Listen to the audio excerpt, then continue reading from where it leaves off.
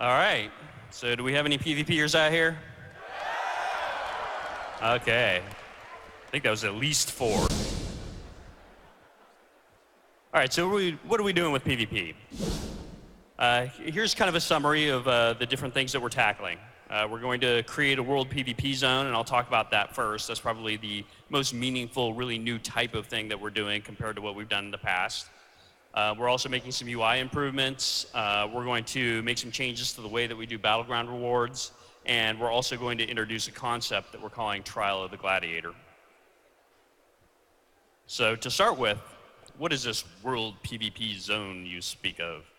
Well, we're creating a place. It's one of those islands that you guys referenced that was off the coast. It's off the eastern coast of Tanan Jungle. It's called Ashran. And it is a staging area near the Dark Portal that both the Horde and Alliance want to control. This has faction bases on it, and it has a variety of different hotspots. There are a lot of different points of interest that different factions are going to want to control. But really, more than anything else, what separates this from previous PvP world zones that we've done is that it is a PvP sandbox that is persistent and continues on all the time. It isn't like Wintergrass, which really felt like a kind of an instance battleground because it had that start and finish. This is really going to be more like a timeless isle of PvP in that all the objectives that are there are all PvP oriented, but you're kind of free to go in there and do whatever it is that you want to do. It's a lot like what you might think of as the original Alterac Valley. I don't know if there are many people here that played the original AV. But, you know, there was a day when, you used to queue up for AV, maybe get in the battleground, let's say in the morning. You could leave the battleground sometime to go to work or go to school. And by the end of the day, you come back and you actually jump right back into the same battleground because these things lasted sometimes 24, 48 hours. So that's really what this zone is all about. This is a persistent war in this zone that's going to swing back and forth as time goes on. You can come and go whenever it is that you want and take part. There are a lot of different objectives in the zone, so you'll be able to, kind of pick out whatever it is that you want to do. Do you want to take over the mine to, contribute more supplies to your team? Or do you want to try to build a siege vehicle to take out the enemy base? Whatever it is that you want to do. Maybe take over a tower, etc. And finally, this will use our cross-realm technology, right?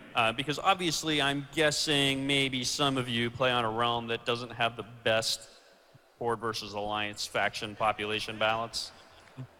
So what we're going to be doing is we're going to be pairing up realms so that when you go into this zone, and you'll fly into this zone seamlessly, just like you do with cross-realm zones, you will be paired up with other realms that have the opposite problem that your realm has. So really what we're going to be able to do is to create a faction balance using the cross-realm tech that is at least far, far better than what it is on your home realm today. And you guys will, duke it out over that territory. And then if the faction balance changes for whatever reason, we can at any time pair up different realms. So there it is off the coast of Tanan Jungle. This island actually existed in some of the really old Warcraft maps, was sort of referred to as the Deathwing Island, mysteriously. And this is just a concept piece, it's just a mock-up to show kind of some of the environment and art assets that we're looking at using. There are a lot of different pieces that we're going to be assembling to create the Horde and Alliance bases, and there are going to be a ton of different points of interest around also. You're looking at a zone that's going to have constant, non-stop action going on. So for any of you PvPers that really want to just feel like you can go to a zone and hang out and have some kind of, entertaining killing of the other side without a whole lot of structure, this is the place to do it. You'll get to build and commandeer siege vehicles. Some of these are vehicles that you might build over the course of multiple days, right? You might gather some materials on one day and continue your progress on the next day, and then eventually build your machine of mighty destruction and have a rampage on your enemies for a while. You'll be able to reduce the enemy base to rubble, and the battle will rage on. Here's some of the siege vehicles that you'll get to use. You'll also be able to commandeer some of the Iron Horde siege vehicles that are around. You know, the Iron Horde has had a presence here also, so you'll get a mix of different stuff. We have things like the incinerator. We have the blade mortar that shoots this, you know, giant net full of old weapons at your opponent, so it just kind of flays them with shrapnel. Good times. So next up, we have our UI improvements. We have a lot of different things that we're going to try to do to the UI to just make the PvP experience cleaner, a little easier to follow, all that kind of stuff. We have our objective tracker. We're going to do capture status so that you can actually see how much progress you're making toward capturing a point of interest. And we've got some little screenshots to show you what that looks like. So imagine you're looking at the Arathi Basin map. And you know, right now, today, unless you have a mod like Deadly Boss mods, you know, you really don't have the ability to see how much time there is left to capture a point of interest. So now you'll actually be able to see that right on the map. I'll zoom in a little bit, right? So you know, be able to see how close you are to capturing it. We'll also be able to reflect that in the actual world assets themselves, right? So you know, today you see, you know, when you capture the blacksmith, let's say, you see the Alliance flag go up. And then, you know, it's gray until you finally capture it, and then it, you know, turns blue. But now it'll actually fill in with its color as it's in the process of capturing. So even just as you're fighting out in the world, you'll have a better sense of how close you are to capturing that point of interest. We're also going to introduce the concept of a battleground score. So the battleground score is something that we're going to be able to do to give players a clearer sense of how they're doing in the battleground.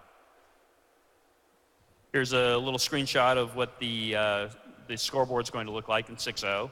And the default sorting, you'll notice, is by score. You know, today, the default sorting is by, like, killing blows. You know, a lot of people resort their battleground scoreboard by, you know, damage done, or if you're a healer, by healing, stuff like that. But it's really hard to, you know, get a sense of exactly how you're doing versus other people. And that feels like not really the best way to sort. So we've heard a lot of feedback over the years that players really want to get a better sense of how well they're doing in a battleground. And this score will factor in everything that you're doing. It's really, a lot of it is based around the objectives that you're completing. And then, of course, your, you know, damage and healing factor in as well. So, you know, your deaths, your kills, all that kind of good stuff. This way, you really have an ability to look at it and see, you know, oh, okay, how am I doing? And potentially, it could play into the rewards at the end. Could also maybe help us identify AFKers better too.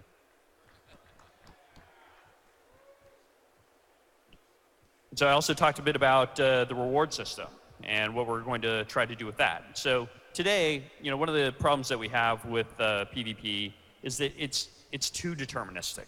And we love some of that determinism in that, you know, okay, well, I need this much honor to be able to, you know, buy the legs that I want to buy, or the helmet or whatever.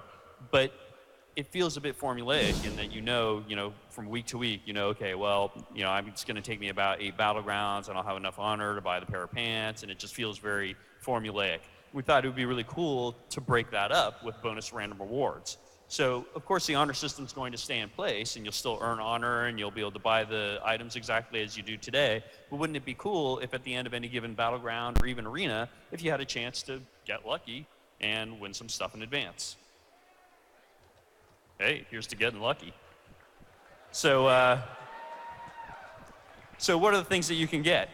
You can get items, you know, maybe that pair of legs that you really have been wanting to buy. You might get lucky and roll that and happen to get it in advance. You might get some bonus honor. You might get some bind on equip gear. And so while the bind on equip gear might not be the stuff that's a direct upgrade for your character, it might be, depending on where you are in your progression. It could also be really cool to put on the auction house and actually make some money off of doing PvP. Imagine that. Also, we'll have things like consumables, stuff like that, so that, you know, if you ever wanted to have, you know, something like the battleground potions that we used to do back in the day, this is a really cool way to earn those things. Finally, we'll also be able to do a weekly quest to upgrade an item so that it takes a little bit of the pressure off of your honor in terms of, oh, should I buy an item, or should I use my honor to upgrade an item, or that sort of thing. We'll be able to do a weekly quest to complete, you know, to win a certain number of battlegrounds or arenas. And as soon as you do, then boom, you'll be able to upgrade an item. And last but not least, I want to talk a little bit about this thing that we're calling the Trial of the Gladiator.